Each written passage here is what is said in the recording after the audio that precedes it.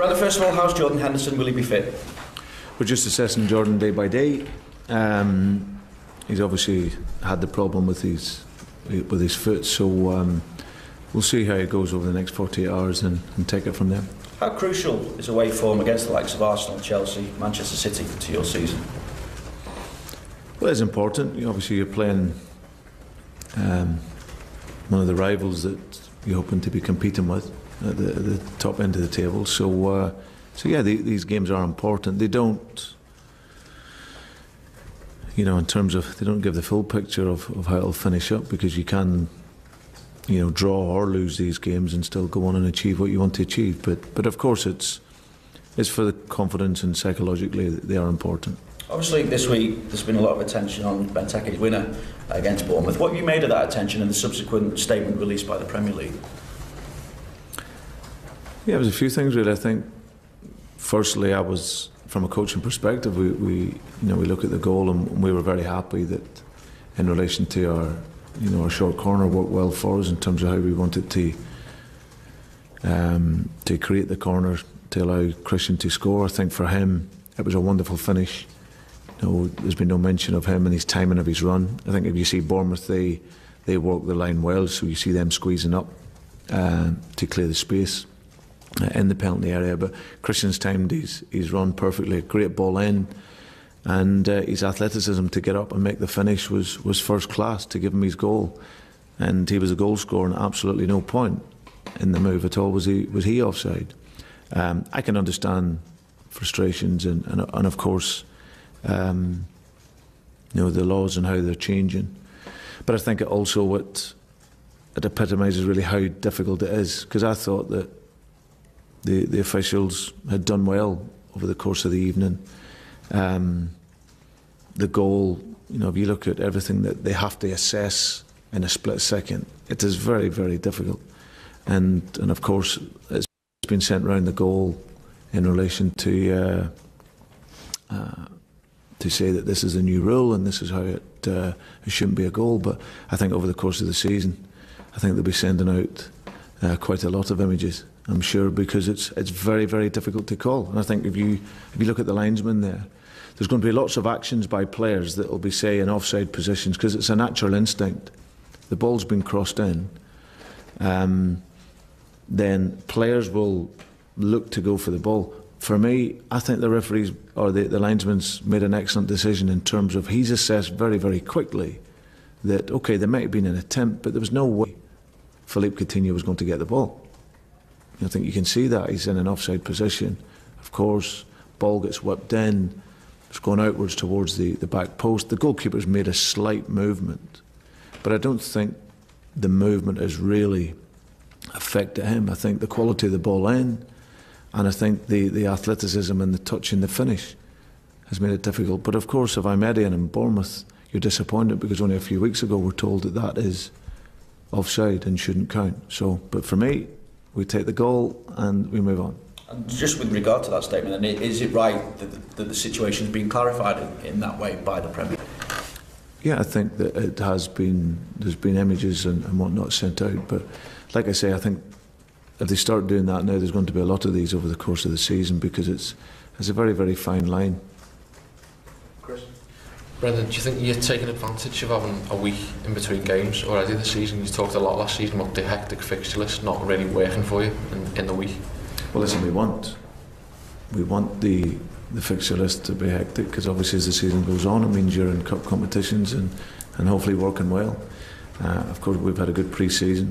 We've travelled more than any other team in the league throughout the pre-season, but it shows you the quality, the mentality of the players, that they've got 6 points out of 6 and not conceded a goal in what's 2 tough fixtures. So, but we've been able to maximise our time with the players.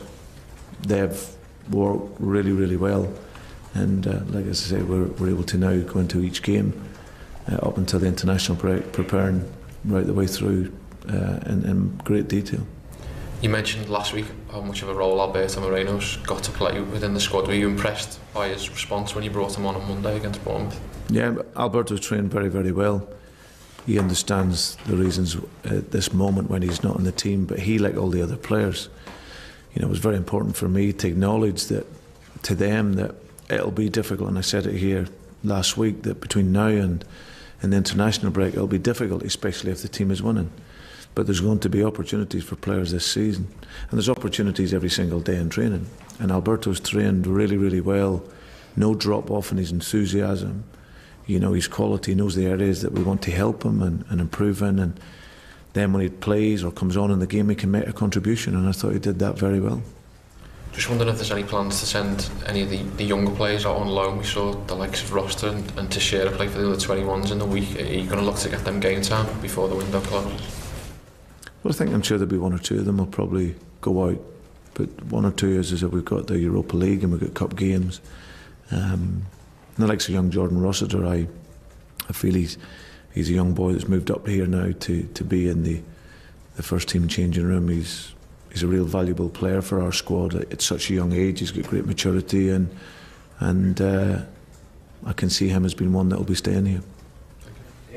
What have you made of Arsenal, Brendan? I mean, the result they got against West Ham, I suppose, can happen on the opening day of the season, but they responded pretty well against Palace. Yeah, like it as at this moment in time, the teams will be still trying to find their rhythm and find their flow. But whilst you're doing that, you want to win. And West Ham had a very good result there, but it's Sanchez back in the team, and he's obviously a real catalyst for them. And played very well, and they got their victory against Crystal Palace. So for us, we know years, so it provides us with a great challenge. But it's a challenge we're really looking forward to. And you named an unchanged side for the Bournemouth game, and I know you've got the issue with Jordan Henderson at the moment. But in an ideal world, would you like to play an unchanged side every week if you could, or are certain games like this one maybe one where you look at changing either personnel or the formation? Each game you assess and you look tactically at where you can win the game, and I think ideally, of course, every manager would want that consistency in the team, but it's why you have a good squad and look to bring in players that if you do need to change the dynamic of the team, either tactically or in another way, we've got a squad that is capable of doing that this season. So yeah, but ideally the consistency is important in your lineup. Against Bournemouth, Brendan, the teams you predominantly had a lot of the ball against, how difficult is it to change that approach against a side like Arsenal? Well, I think if you assess the games we've had against Arsenal, we've always, especially at home, had dominance of the ball. But I think if you look and assess Arsenal's the 10 games that they've lost at home, their last 10 games that they've lost at home, the teams that have won there, it's been about dangerous possession, and the teams that have been there, they've only averaged about 4 shots on target, and with 43% possession. So it tells you that you can go there. You don't need to dominate the ball, but you can dominate the space, and that's obviously something that is important when you go, especially in the away games, sometimes in the big games. But for us, tactically we'll arrive into the game in a good mind of how we can win it, and like Arsenal and like ourselves, we do like to dominate the ball, but there are certain games where tactically you look at the approach of what's going to get you the result, and that's something that we've done and been working on this week. How big a factor has the confidence been getting from those 2 opening results? Yeah, it's been important. I think, like I said, at this time of the season, it's about ensuring that you start off with that resilience and character and mindset in the team. I know through the experiences that the flow and the rhythm of your game comes with the games. We're adapting and bringing new players into the team, so it's important that they understand the defensive structure of that. And like I said, that style, that creativity that is always associated with this group of players will come as the season goes on. But whilst that comes, it's important that you get the results, because it's about winning. And over the first two games, we couldn't have done any more in relation to winning the game, showing the character and organisation, and getting 6 points out of 6. Liam, You mentioned there that the result sort of won't give the final picture too much effect, but in terms of landing a psychological blow on arrival and getting confidence up in that, you look at how the City and Chelsea, the result last week, and the contrasting emotions, it's a good chance to do that, isn't it?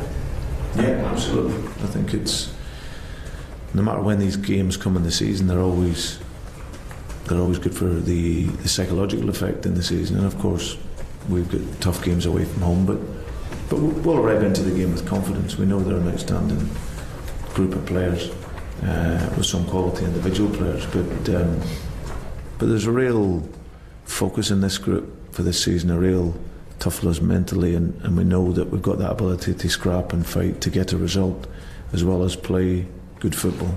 So we can go there and perform like we think we can and have that game plan, and I'm sure we're confident that we can get a result. The only other injury worries other than Jordan? Not just one or two players that we'll assess, but hopefully will be otherwise unchanged. Yeah, Brendan, given that atmosphere that you've got within the group at the moment as well, then are you still going to add before the transfer deadline? I'm happy with the players that we've brought in up until now, so nothing really on players coming in now. And as regards potential outgoings, I mean, obviously the speculation regarding Saka, what's his situation, and any movement regarding Balotelli, Enrique and Lucas? Nothing to add on players out as well as players coming in, so nothing on that.